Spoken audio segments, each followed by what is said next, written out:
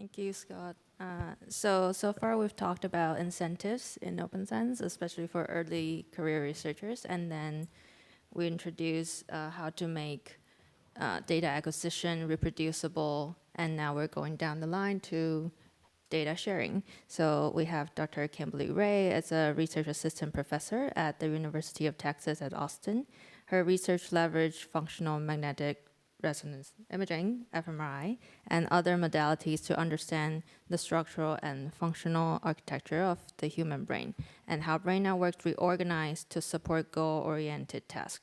So today, Dr. Ray will introduce the work of Bridge, which is developing international data governance framework, IDGFs, and presents a practical guide to help researchers navigate the legal, ethical, and procedural requirement for responsibly accessing and sharing brain and mental health data. Hi, thank you so much for the introduction. So yes, I'm going to be talking about data governance today and bridging the gap between personal data privacy and open science. I will note I forgot a disclosures slide. I have no financial disclosures, but I do work within the lab that develops BrainLife.io, EasyBids, as well as EasyGov.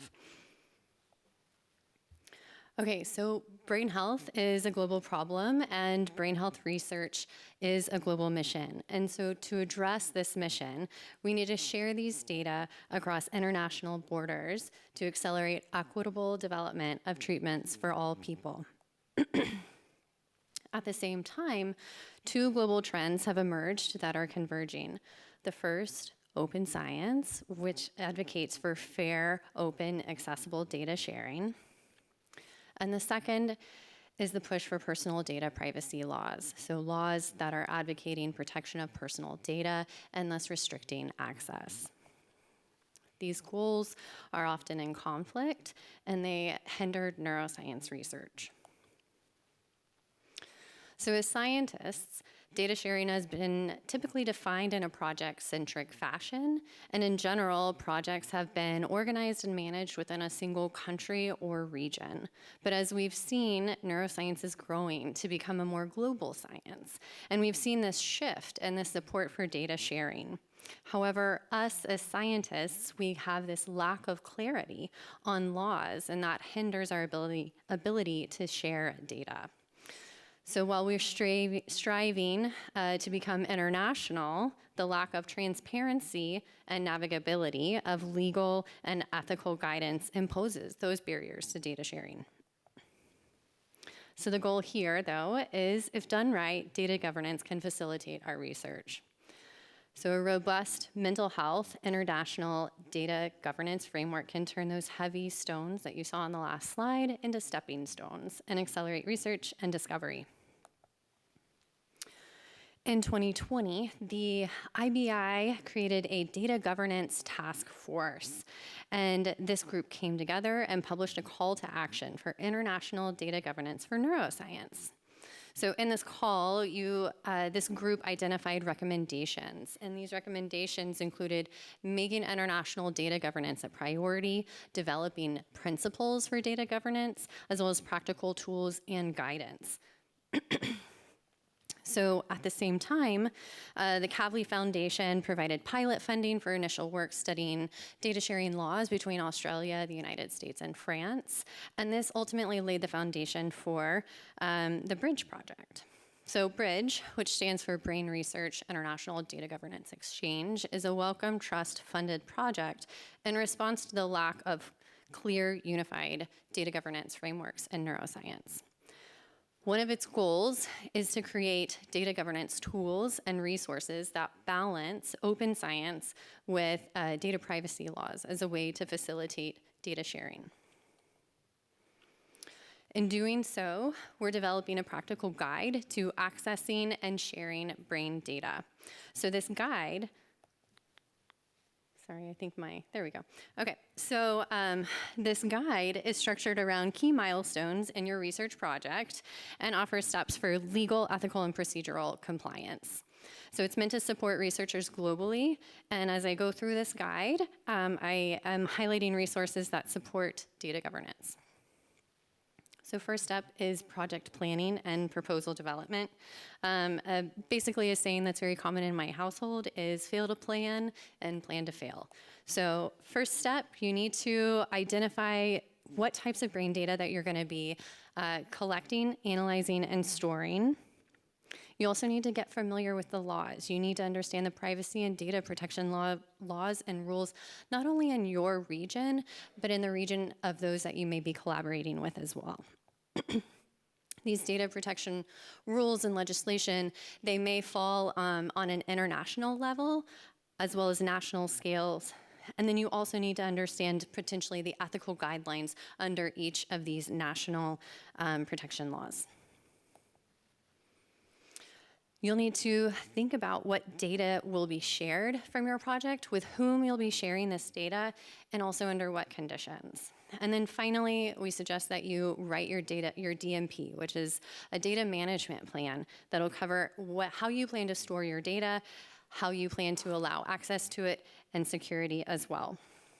So as I mentioned, two really good tools for this is EasyGov as well as the DMP tool. So next up is ethics, approval, and informed consent. So before you're even able to start your project, you're going to need to submit your IRB or your IRB approval or your ethics board approval, and that includes all of the data handling details throughout the collection, storage, and sharing of your projects. This will likely involve designing your consent forms, and so these consent forms need to have clear language that explain the purpose and the risks of your study to your participants, as well as your planned data use and any participant rights. Open Brain Consent is a fantastic resource for this. They provide many templates for doing so. And you also need to be able to modify some of these consent forms for vulnerable populations.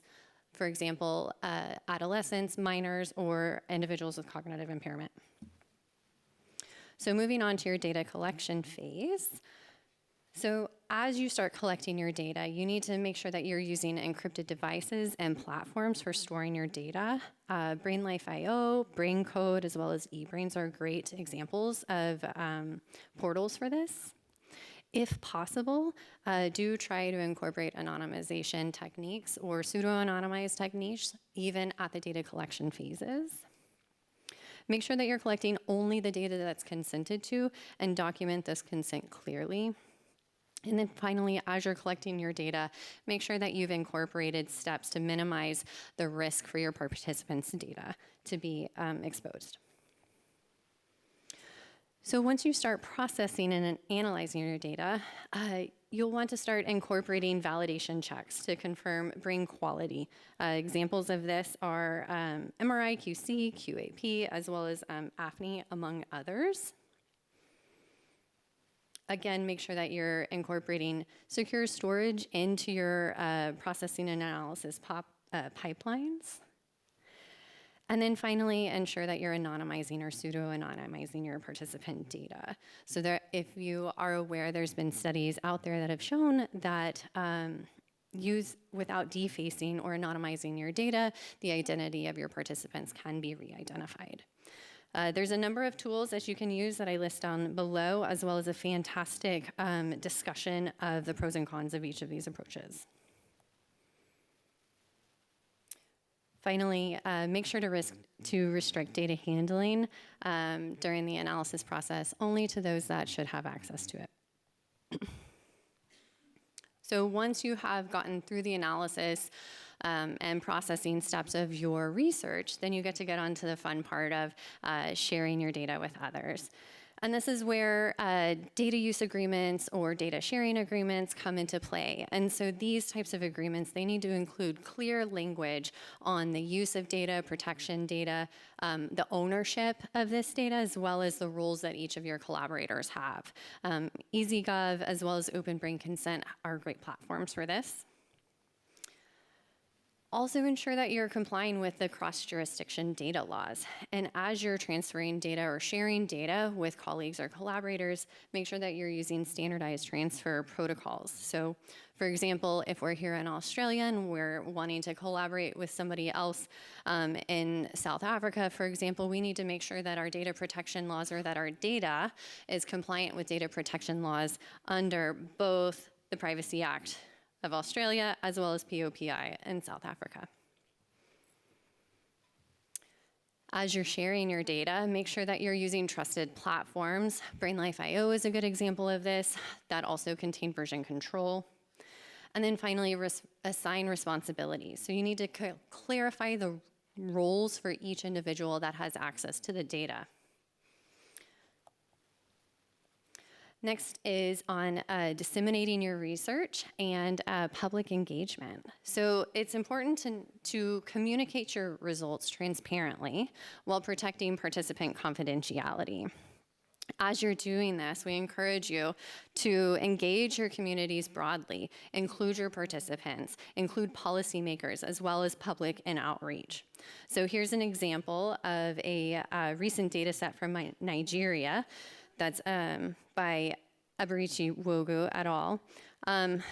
The access control for this data set, though, it quickly becomes really complicated, given issues in power differentials between high-income countries and low-income countries, as well as gaps in data protection laws.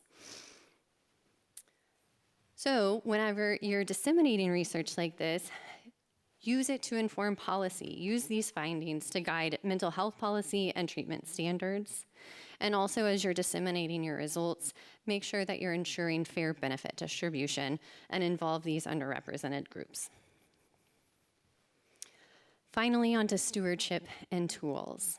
So as you're thinking about where you're going to store and archive, potentially share your data, make sure that you're using compliant long-term repositories. Here I've listed a number of fantastic options, which include BrainLife, BrainCode, OpenNeuro, eBrain, Standy, among others.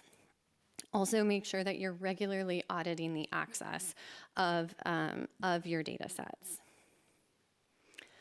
If you're sharing your data, make sure that you have consent for secondary use and make sure that you're only sharing those anonymized data. A key here is that laws are not static, so make sure that you're adapting your governance frameworks and tracking your legal updates to revise these policies as laws may change.